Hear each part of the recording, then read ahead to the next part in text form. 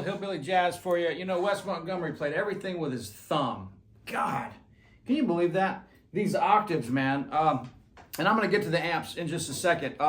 Man, thanks to everybody for the very kind comments and all the positive inspiration and uplifting energy. So, you know who you are. Really appreciate that. One guy said, he goes, man, you know, you're complaining about not getting comments. I'm not complaining about not getting enough comments. I just want to increase the engagement with you guys. It's not about, oh my God, I don't have that many comments.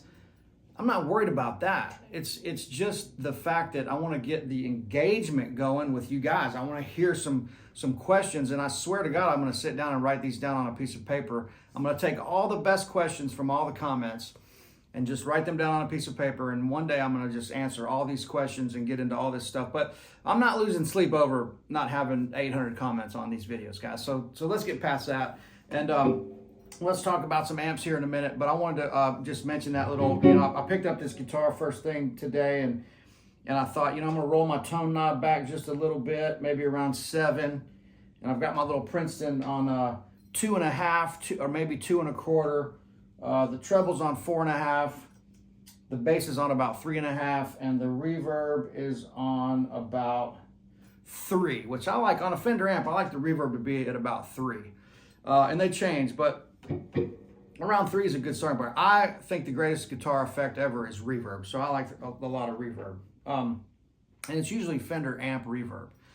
And so, man, yeah, Wes played all this stuff, you know, and I think he kind of held the pick guard down here and kind of got this.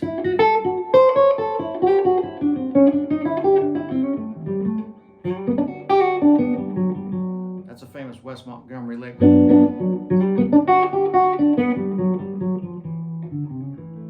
That works over A7.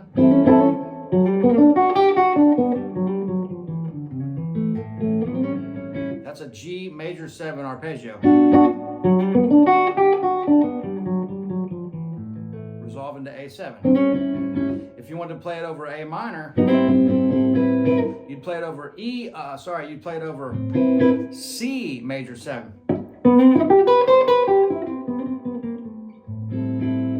See how nice that sounds?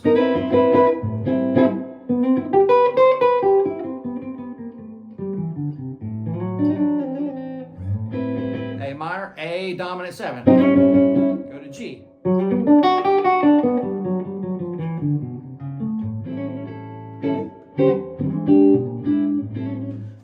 Some little bit more expensive chords there, nothing too crazy. That's just basically E7 to A7, but I'm playing an E sharp 9, the Hendrix chord.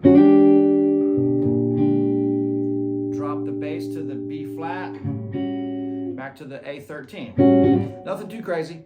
Okay, guys, look, so I wanted to share a little love here today. I just wanted to say that I get a lot of questions about gear, of course, and I usually just defer to like, hey, I'm not much of a gear guy, but I have my pedals and things that work for me, and, you know, the Nobles and all this stuff.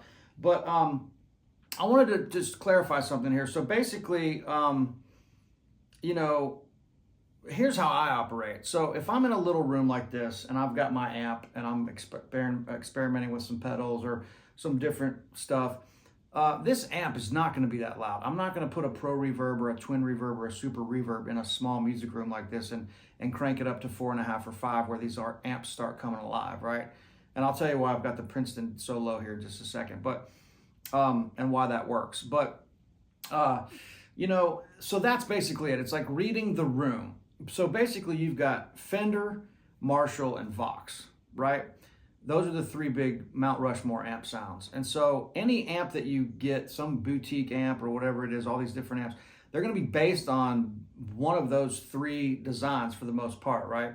So you've got your classic Marshall sounds, you've got your classic Vox sounds, and you got your classic Fender sounds. And they all 3 are amazing, but they definitely have their different jobs, or whatever you want to call it. You know, they're different uses, or whatever, for lack of a better term here. But so the thing about it is you just got to read the room. That's what it comes down to. So in my opinion, a Princeton reverb, a deluxe reverb, a Vibrolux, a Pro reverb, a super reverb, and a twin reverb, all the blackface amps from the 60s with reverb, those are all going to have the same tonality. They're the same circuit or whatever, and you guys are going to argue with me about this, but I'm just saying that they're basically, those amps are all going to have the same tonal characteristics. It's just which one are you going to, now I'm not talking about tweed and brownface, that's different. They do sound different, and they have their own characteristics as well. But the blackface stuff, you know, it's all going to pretty much sound the same. You're just taking the right amp to the right gig, okay? So if I'm going to go play a coffee shop or something in my room here, or a lesson, or like a session or something, I might take a Princeton Reverb. You know, it's like 12-watt amp. Now, you know, and to add to that point, I don't want to sit in my room here and be blasted out by a super loud amp. I want to play loud when it's appropriate. Like when I go to the gig tonight, to the Underdog, I'll take my Pro Reverb and I'll have it on like 4, maybe 4.5, and it's perfect for that room. A Princeton's not going to be enough. A deluxe reverb's not even enough for me anymore, because I need that nice clean headroom with the 212s and the 40 watts. It's a nice sweet spot. Now I did find a great speaker combination for that amp, which is the Alessandro on one side, the Celestian Blue on the other, which Todd Sharp, you know, turned me onto that, and it toned that amp down and brought it back to where it's supposed to be. If you take a new Fender amp, especially the ones with, new speakers in an old Fender amp, especially the ones with multiple speaker configurations, if you put these new speakers in there, it changes those amps completely. It makes them too loud, too clean. You lose that nice feel of those amps. And so that really brought that Pro Reverb back to life, and by far my favorite amp ever. And it's just funny that I've had that amp since I was a teenager, but everybody in Nashville always says it's too loud. So if you want to play loud and overplay, you got to start your own band. And so that's what I had to do. Anyway, so I'm kidding, but so when I sit in my room like this, I want to play nice and clean. You know me, I don't come in here and play a lot of distortion and stuff like that. I love those sounds, but it's not appropriate for what we're doing here. So the Princeton sounds great at a low volume with a nice clean sound like this. Right now, if I'm playing country or something on the back pickup of a Tele, that amp is going to sound and feel even better when you crank it up a little bit, because it's naturally going to compress. I don't ever use a compressor. And so my point is, you got to read the room. If you're playing a coffee shop or a session, or in your bedroom or your living room, do your family a favor and get a nice small Princeton Reverb or something like that that you can use. If you can only have one amp, the deluxe reverb is perfect. It's loud enough to play a gig and not sound like a toy amp. It's quiet enough to where you can play it at your house, and it's not gonna it's not gonna sound anemic if you have to turn it down. If you take a twin and put it on 2, you've hired a thoroughbred when all you need is a Shetland pony. You know what I mean? So it's that kind of thing. It's like having a Ferrari and not being able to only drive it down your street, you know. Or like in Nashville, when everybody has a Range Rover or a Bronco and they never leave the cul-de-sac, you know. It's like for them to park up on the curb with one tire is their version of off-roading. Okay, you know who you are, and I do too. I see you at the coffee shop all the time. Just kidding, folks. So anyway, read the room. You know, if you can only have one amp, get a deluxe reverb. The reissues are great. The blackface reissues, the silverface reissues, I'm not a fan of. But the old ones, if you get a silverface, a lot of times they can have a little bit more power and a little bit more headroom. And so I've learned that from a lot of guys in Nashville. They'll bring a silverface, and it's like, God, why is yours so much louder on 4.5 than mine is? Well, A, they got a good one, and B, the silver faces sometimes can be louder and have more headroom. So that's the thing. So here's how I look at it. Coffee shops, sessions at your house, Princeton Reverb can work, but you're not gonna have much clean headroom on that amp. To get above a drummer, forget about it. And then you move up to a deluxe reverb. You can play a nice club gig with that.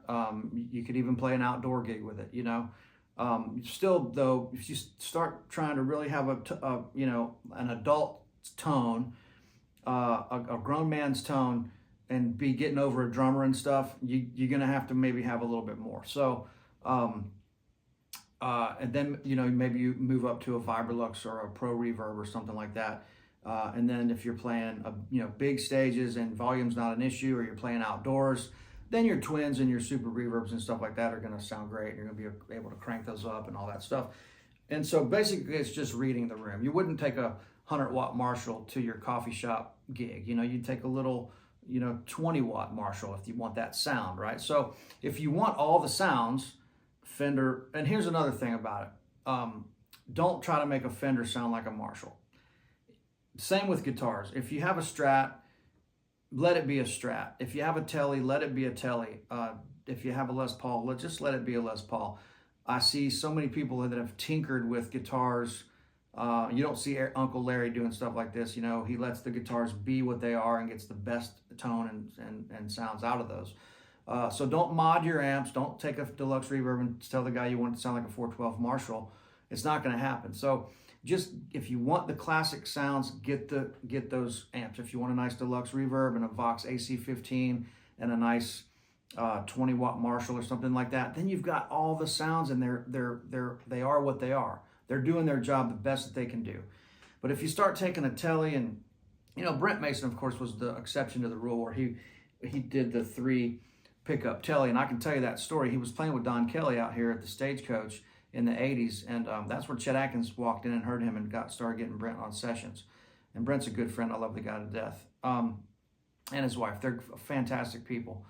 And so Brent was trying to cover, and doing it very well, by the way. Of course, he wanted to cover George Benson with the front pickup mini humbucker. He wanted to be able to get Strat sounds and added the middle pickup.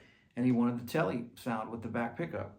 And what people don't know is they think he was using all this compression. He was blending. Joe Glazer hooked all this up.